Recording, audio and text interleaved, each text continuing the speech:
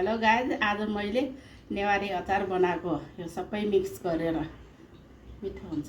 यो चाहिँ फ्रिजमा राख्ने 1 हप्तासम्म खानुहुन्छ। ठुलो ठुलो गरेको क्रुम क्रुम हुन्छ आवाजै। गाइस, म अचार बनाउँदैछु।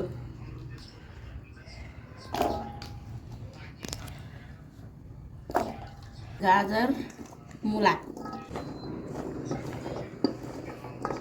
केराउ, लसुन, खोर्सानी, हरियो खोर्सानी,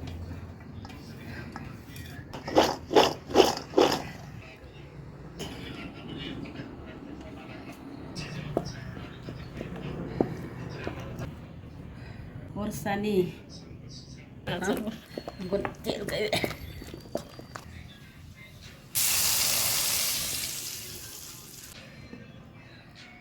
हिङ, यो लसुन हो, यो गाजर हो, यो मुला हो, यो केराउ, खोर्सानी,